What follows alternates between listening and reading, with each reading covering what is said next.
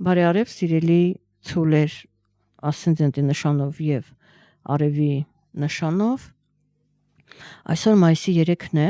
եւ ես կներկայացնեմ այս ամսվա համար կանխատեսումը, որպեսզի ամբողջական լինի բնութագիրը, այսպես ասած, վերլուծությունը կամ կանխատեսումը պետք է լսեք եւ ասցենդենտի նշանը եւ արևի նշանով։ Ինչ ասել է ասցենդենտ, կարող եք ինտերնետում գտնել, հարցում անել, դա բարդ բան չէ, որպեսզի ինձ անընդհատ չհարցնեք ինչ է նշանակում ասցենդենտ։ Սա այսպես շատ կարևոր է իմանալ եւ շատ պարզ օրինակ է այն, որ նորալուսինը, որ լինելու հենց ձեր նշանում 1 րոպեի տարբերությամբ գիշերը 00:01 արդեն օր է փոխվում, հա, Հայաստանում դա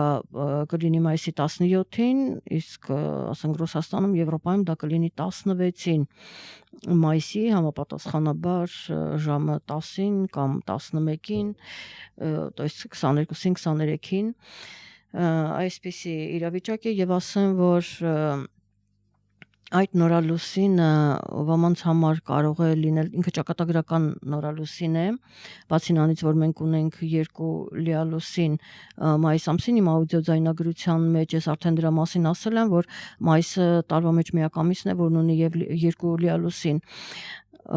բացումը եւ փակումը անում են լիալուսինը մայիս ամսվա, 3 չէ, առաջի օրը եղել է լիալուսինը, բայց մինչ այդ ես նորալուսնի թեման ավարտեմ, որ լինելու է ձեր նշանում 26 աստիճանում 00:01 ասացի եւ ինքը ճակատագրական այնքանով, որքանով որ կարող են, գիտեք, ինչ որ խոչընդոտներ, չոր պատ խոչընդոտ քանդվել մեկ ընդմիշտ ձեզ համար եւ ճիշտ հակառակը, որ տարբերակը կլինի, դա ձեր անձնական քարտեզը կարող է միայն ցույց տալ, չեմ կարող այսպես ընդհանուր ասեմ, ես պարզապես նշում եմ, որ դա կարող է լինել ճակատագրական, դա այդպես եւ լիալուսնի մասին շատ կարևոր է նշել, կապ չունի, որ ինքը մայիսի 1-ին եղել է եւ արդեն ավարտվել է, ես պետք է անպայման նշեմ 21:23 րոպե արևելուսինը հակադրվել են 12 աստիճանում ձեր հանդիպակաց նշանում է տեղի ունեցել լիալուսինը, տեսնում եք մայիսը ձեզ համար կարևորվում է նրանով, բացի նրանից որ արևը ձեր նշան է, դուք նշում եք ձեր ծննդյան օրերը, բնականաբար նորալուսինը լինում է, լիալուսինը լինում է ձեր հանդիպակաց նշանում, բոլոր դեպքերում ինքը գիտեք հնարավոր է, որ ինչ որ հարցեր, ասենք կապված անձնական դա կարող է լինել, գործընկերների հետ կապված կարող է ինչ որ հարց լինել, բժշկի հետ, փաստաբանի հետ եւ այլն, շատ տարբեր բնակավարներում կարող եք, ասենք, ունենալ զբաղվածություն, հարաբերությունները այդտեղ կարող են լինել եւ մինչեւ մայիսի 1-ը դա արդեն կավարտվի, այնպես որ արդեն ավարտվել է ինչ որ մի հարց, որ երկար ժամանակ այդպես ձգվում էր, ինքը ավարտվել է արդեն, լավ թե վատ, ինչ ավարտ է ունեցել, դա ասացի ձեր անձնական քարտեզն է ցույց տալիս, տեսեք, այսինքն այնպիսի մի բան, որի վրա դուք գումար եք ծախսել միանշանակ, միգուցե ինչ որ մեկը, ասենք ավտոմեքենա է գնել, ինչ որ մեկը բժշկի է դիմել եւ այդ նպատակով գումար է ծախսել կամ ինչ որ բիզնես են դրել ընկերոջ հետ այդտեղ է գումար ծախսվել անձնական կյանքում ինչ որ մի նպատակի համար գումար են ծախսել եւ այլն, հա, շատ տարբեր ուրեմն նպատակներ են եւ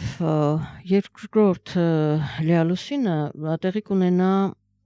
12:45 րոպե Հայաստանի ժամանակով, արևի լուսինը կհակադրվեն 10 աստիճանում եւ այն տեղի կունենա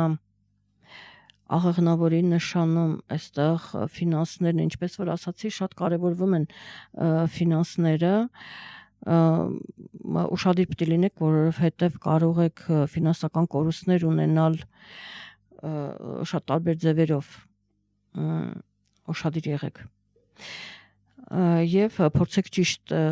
նպատակային ծախսել, որ հենց այնպես չկորեն գումարները, սիրելի ցուլեր, եւ այստեղ կարող են նաեւ ինչ-ինչ իրադարձություններ եւս լինել, դա ձեր անձնական քարտեզը ցույց կտա, թե ինչ իրադարձություններ, գիտեք ինչ, ձեզ մոտ ֆինանսների հետ կապված այսպես շատ կարևոր բեկումնային է ցուլերի համար։ Կարող եք ինչ-որ մեծ բան ձեռք բերել, գումար կամ նվեր, կարող եք կորցնել։ Ահա, մասնավորապես, որ նորալուսինը ինքը արդեն ասացի, որ մայիսի 17-ին է տեղի ունենալու 26 աստիճանում արևելուսինը կմիավորվեն, այստեղ տեսնում եք 1 օրվա տարբերությամբ է լինում նորալուսինը, այսինքն որքան կարևոր է ծննդյան ժամի ճշգրիտ իմացությունը, որտեղ 1 օր, 1 րոպե կամ մի քանի րոպե ընդհուպ կարող եք սխալվել եւ պարզվի, որ դուք ոչ միայն ժամն եք սխալ նշում, այլ նաեւ օրն է փոխվում այդտեղ եւ լրիվ սխալ օր կարող եք դուք ձեր ծննդյան օրը նշել, իսկ դա շատ վատ է։ Այսպիսի ուրեմն նրբություններ կան եւ շատ ցուլեր, ովքեր ջրհոսի նշանում, կարիճի, առուծի նշանում 25, 26, 27 աստիճաններում ունեն մոլորակներ, նորալուսինը կարող է լինել բեկումնային վատ։ Իսկ եթե խեցգետնի, ձկան, այծեղ ջուրի կամ ընդհուպ կույսի նշանում ունենաք, այդ աստիճաններում ունենաք մոլորակ, դա բեկումնային լավ կլինի, ու այլ կերպ ասել չեմ կարող։ Ինչևէ, մայիսին մենք ունենք նաև հետևյալ փոփոխությունները, բնականաբար արևը դուրս կգա ձեր նշանից մայիսի 21-ին եւ կտեղավորվի ձեր ֆինանսների տանը, ինչպես նաև Պլուտոնը,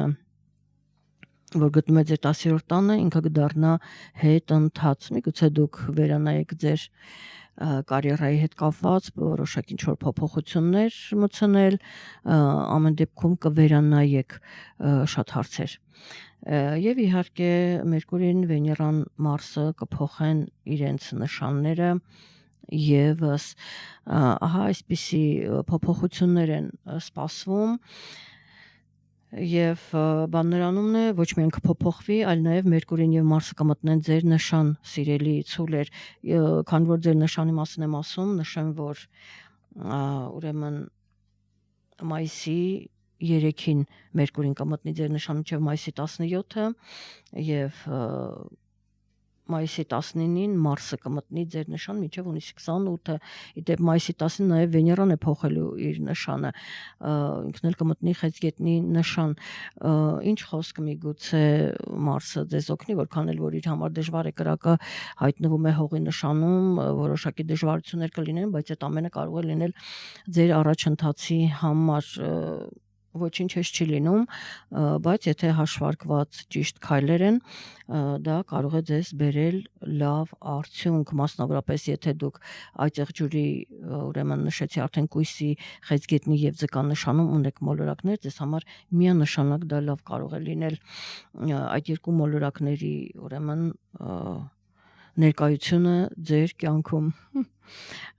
Ֆինանսների մասին կլինեն խոսակցություններ, հանդիպումներ կլինեն, գործողություններ, հավանաբար ինչ որ լավ նպատակների համար, թեկուզ ուսուցողական ինչ-որ բաներ կամ այլ բաների հետ կապված, իրադարձությունների հետ կապված, հնարավոր որ տեսեք նորից գումարի հետ կապված խոսակցություններ լինեն, գումարային շարժ լինի, ընդհանրապես գումարը բավականին կարևորվում է ձեզ մոտ, կոնկրետ հավանաբար ինչ որ քայլեր ունեք, նպատակներ ունեք, որի համար դուք պետք է գումար ծախսեք, այդպես կուտակվել է եւ դուք դա ուզում եք իրականացնել։ Ահա, հնարավոր է որ ոմանք նույնիսկ ավտոմեքենա գնեն, այդ տարբերակը եւս կա, եւ Վեներան ձեր մոլորակը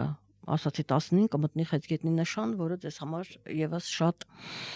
լավ է եւ հնարավոր է որ այստեղ ձեր բարեկամներով, հարազատներով, ընկերներով հանդիպումներ լինեն եւ այդպես հաճելի քննարկումներ լինեն։